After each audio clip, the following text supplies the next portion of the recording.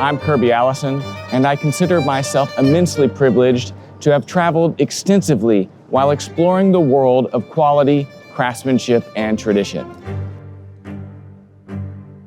From the preeminent tailoring houses of London's Savile Row and the majestic beauty of the Scottish countryside on a traditional driven game shoot, all the way to the rich tobacco fields and cigar factories of Cuba's finest cigar producers. Today, this journey of discovery continues as I set out on a 2-week grand tour to explore the world of quality, craftsmanship, and tradition here in Italy. Italy is, of course, a country steeped in history, from the Roman Empire of ancient times through the Renaissance of the 15th and 16th centuries to the modern state that it is today. Its magnificent cities always manage to combine a deep respect for the past with a keen outlook towards the future. But more than anything else, Italy is about the Italian people, always stylish and well-dressed, friendly and forthcoming.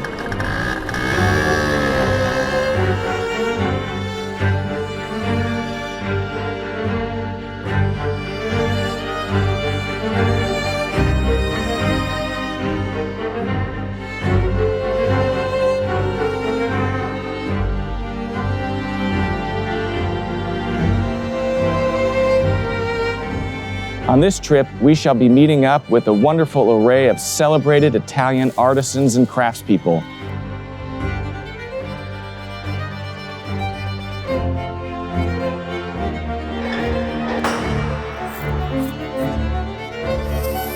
From bespoke tailors and shoemakers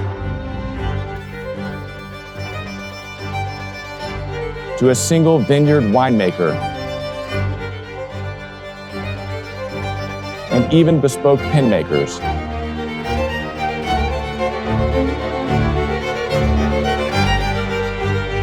This is truly an experience not to be missed, so I hope you'll join me, Kirby Allison, as we set out for what promises to be a truly extraordinary journey exploring the world of quality, craftsmanship, and tradition of this great country.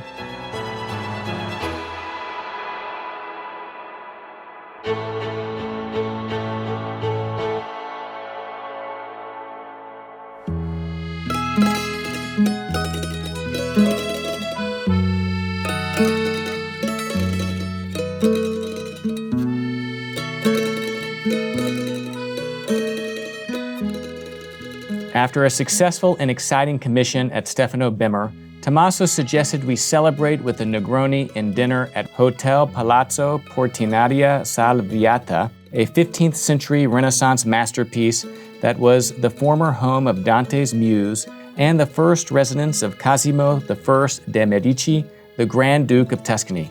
So join me as my grand tour of Florence continues.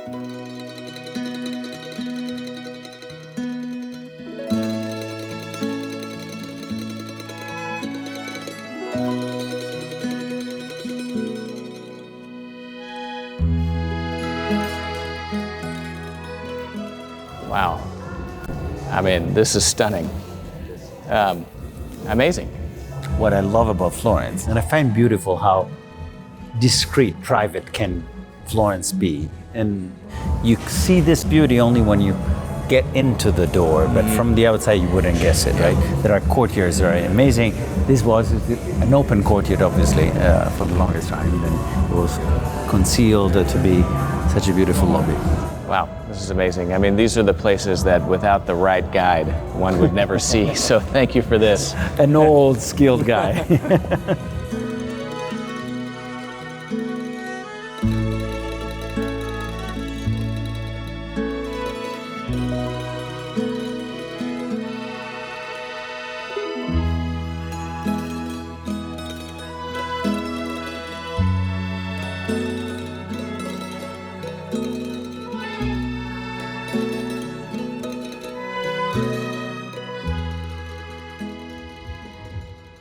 What do you think? Another absolutely hidden gem.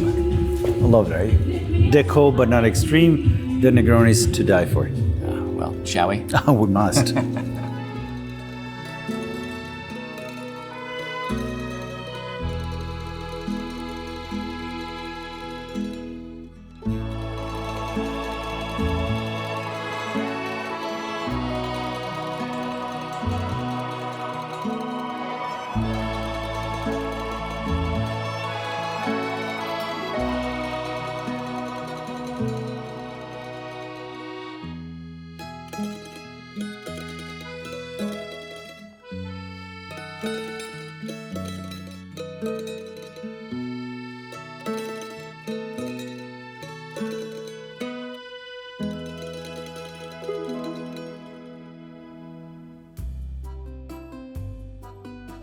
Tommaso, I mean, what a hidden gem of Florence, this bar. Isn't it lovely?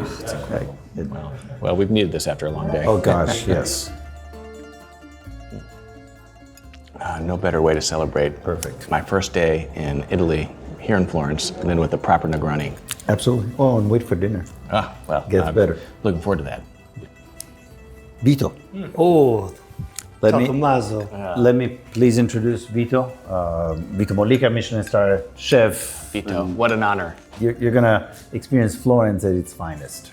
Well, I mean, from what I've seen from the lobby and the bar, I mean, this has to be the finest hotel in all of Florence, if not all of Italy. I can't wait to see the restaurant. This is a palazzo. Palazzo, There is also inside an hotel Okay. with a 13 room, but we have two restaurants. The one that you just saw it, and now let me take you to the other one, where is an incredible place. You do have to see this. Oh, wow. And the kitchen. Oh my God, you have to see it. Let's go. Let's go. Let's do it. Thank you. Go.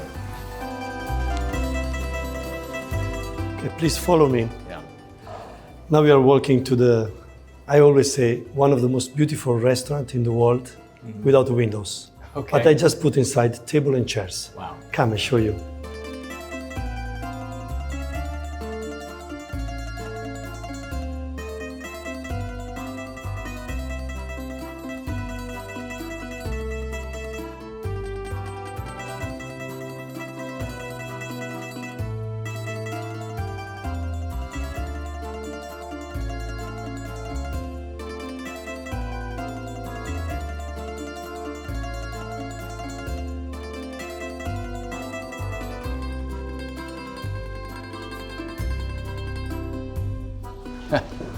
Wow.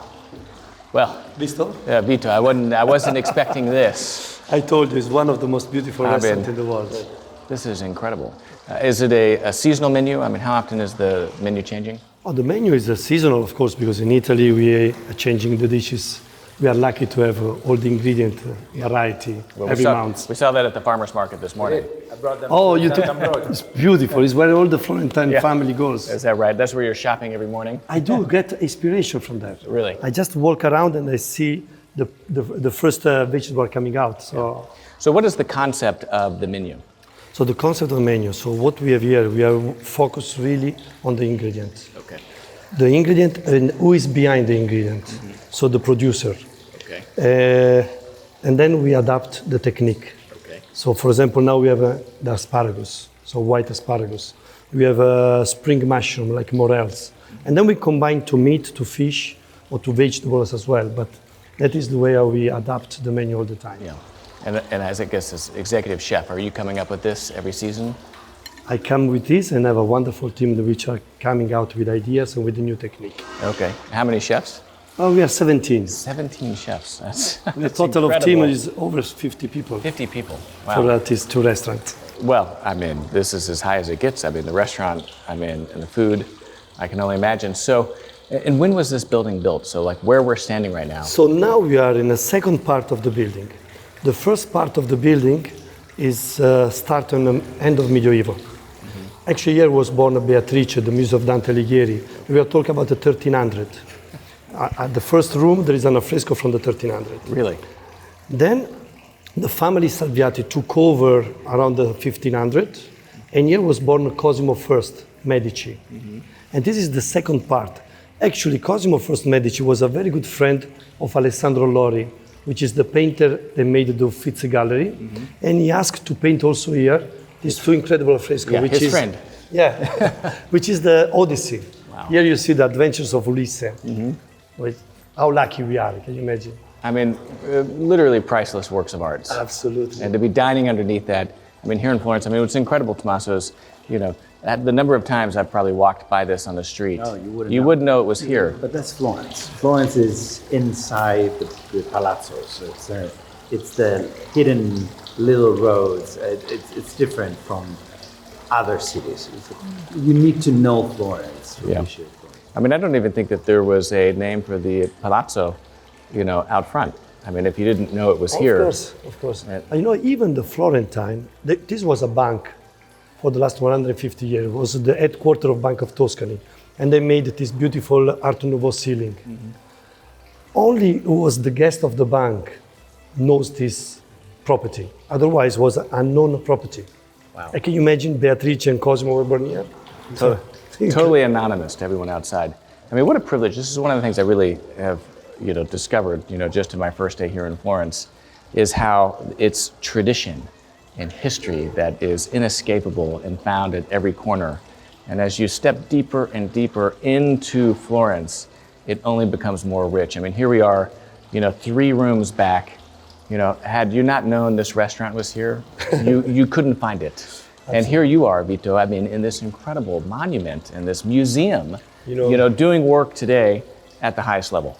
We always say with my team, then here we are the custodi of this place. Custodi means the butlers. Yes. We are taking care about the building and to our guests. Wow. So that is the beauty of our service. Amazing. Yeah. Well, I mean, can we see the kitchen? Would that be Absolutely. possible? Yeah. Let's go to the kitchen. Yeah.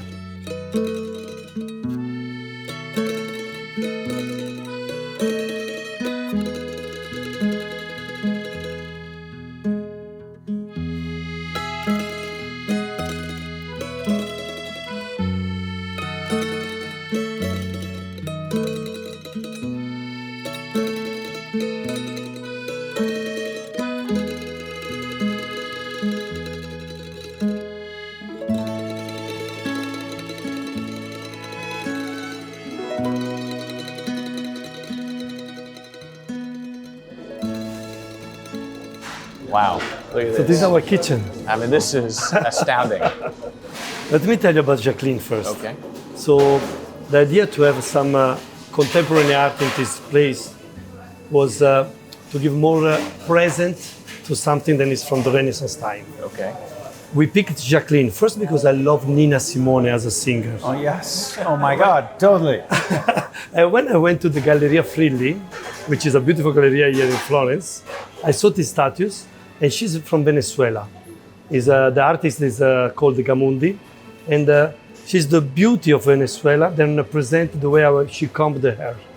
And I say, when the people and when the guests and when the staff are coming to the kitchen, they're gonna be stopped by the beauty, and by a beauty to give a respect. Well, please lead us in. Yes, let's go. Come. So this section is the section of the pasta. Here we are doing the main course, fish and meat and vegetables. And this is the cold section with all the starter.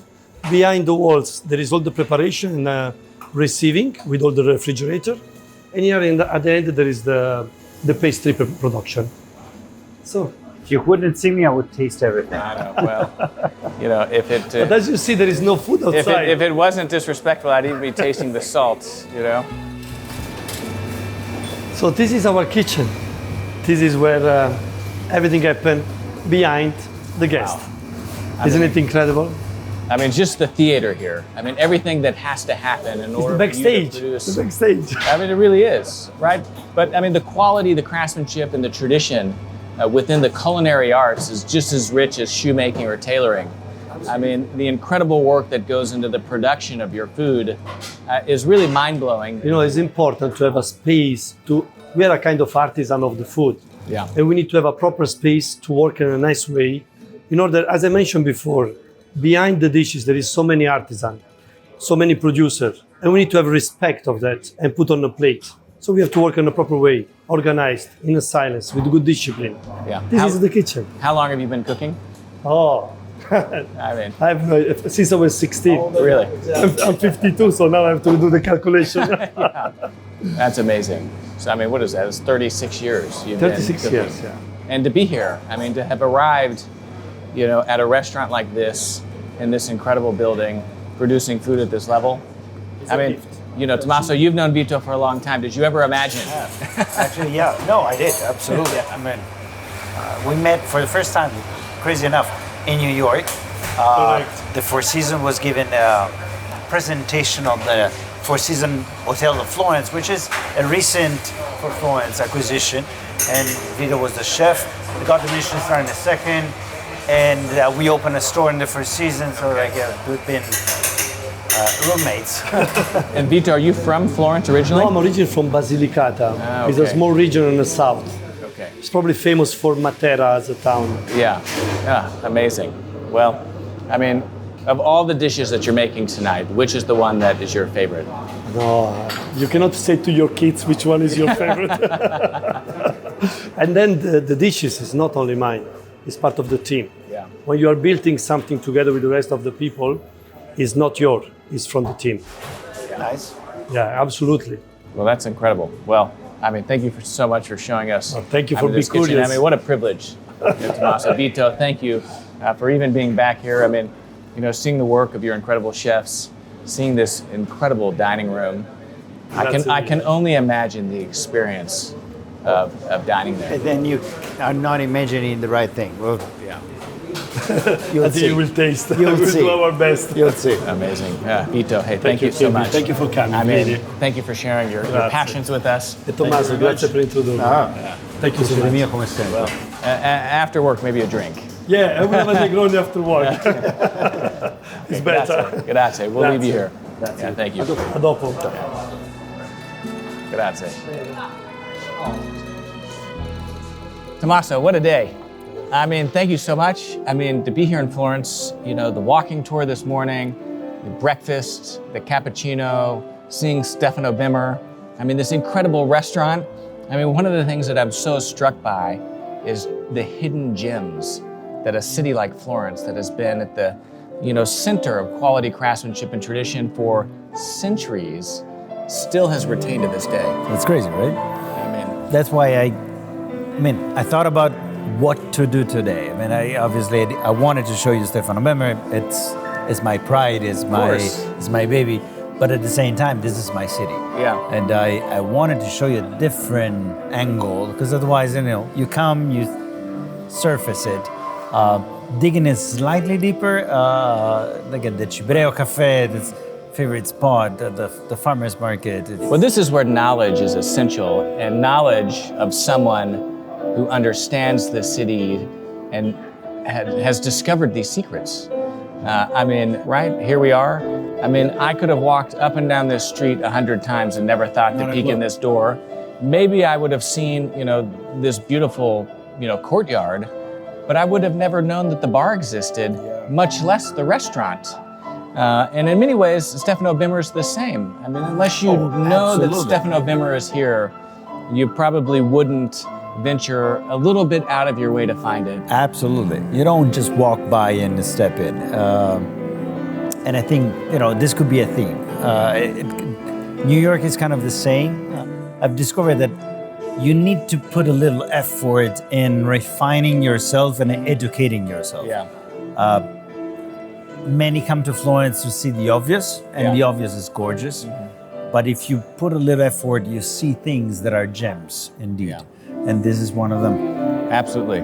I mean, what a privilege to be here. And again, I'm just astounded at the beauty. I mean, with Vito, I mean, walking through the dining room, to have the opportunity to dine at, you know, what could be a 3 Michelin star restaurant, an incredible menu from an incredible chef, but in a dining room with murals that are themselves hundreds of years old from master. Yeah. And for me, again, getting to know the men behind it, it's very important. Yeah. It might be beautiful and might be very good, but the special connection that it's built with the place, once I know who made it, the effort, the energy, the years of, you know, hard work and sacrifice that got into such an achievement makes the experience all together completely different. Well, this is what I find behind the bespoke craft, is the opportunity to support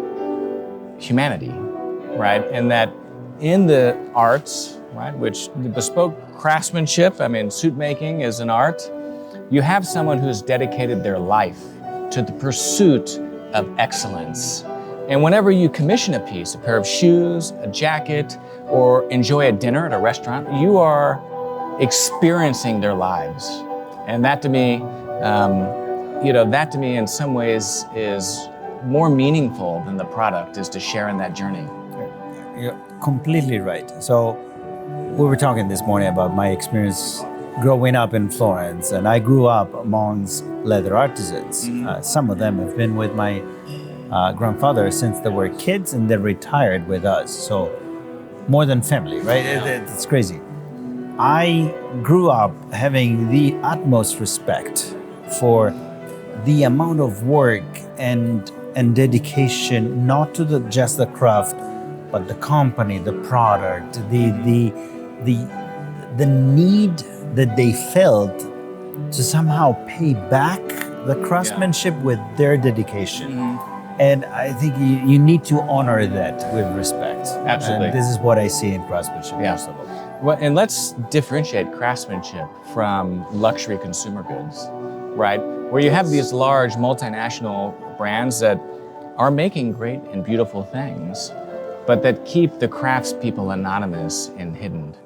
And so in enjoying or in consuming those types of items, right, the craftsperson is secondary, right? But whenever you go to a place like Stefano Bemer or to a bespoke suit maker, you have the opportunity to actually experience and honor the craftspeople that create those items. And for me, what I found, and this has certainly been my experience with you, is that as I get to know you better, right, and we've developed our friendship, it makes what it is I have more special. Because now I'm able to think of this trip to Florence, right? Or this dinner here at this incredible palazzo. Relationships. At Stefano Bemer, I can recognize a pair of shoes by the unique elements of one specific craftsman. Okay. I can see their fingerprints on them. And I think that's special. Yeah. They might not be perfect, but they're unique. And I can understand how much effort and dedication that one craftsman put into the making of those shoes. Yeah. I do the same pretty much everywhere I go. Yeah. Everything I consume, I want to see, yes, the quality, the craftsmanship, the heritage. I want to see it all. But at the same time, I want to feel that it's made with pride, but someone that dedicated his entire passion in life to this craft. Yeah. So what is it about Florence that is unique, or that you think exists in this city that has perpetuated this pursuit, commitment, dedication to excellence, dating as far back as the Medicis? Tough question. I've been asked this a number of times. I believe it's a race, meaning the standard in Florence has been set very high since the beginning of the Renaissance. Lorenzo de Medici made this city a splendor. Yeah. Ending with the Medici family, Cosimo and Ferdinando I, creating the Uffizi, they created stuff that is still recognized as being the best that the world could express, not just back then, still at this time. The dome in Florence, the Duomo, is still the self-standing largest dome ever built by mankind. And this is 600 years old. So I think Florence created this ever-growing, virtuous circle that, everyone strives to be better and to be better than the ones that preceded them, but also to leave a mark in history. Yeah. And the challenge was high. Brunelleschi, Michelangelo. It was a high. It was quite a race. Yeah. I mean, It was a Champions League of everything. Yeah. I mean, I imagine with the fraternity of craftspeople of this great city, if it is something that you've decided to dedicate yourself to, for one, having those incredible craftspeople who have inherited from the generations prior, to you to learn from, but then also the standard that they set is what drives one here in this city to excellence.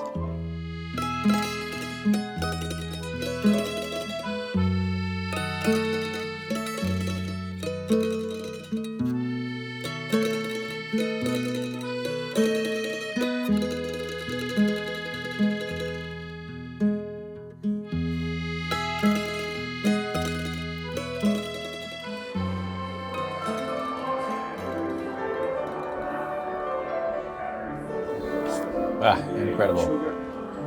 That's it. Anchovies Anchovies, burrata, and artichoke. artichokes, just tomatoes. Ah, looks splendid. Buon appetito. Yeah, buon appetito. Grazie.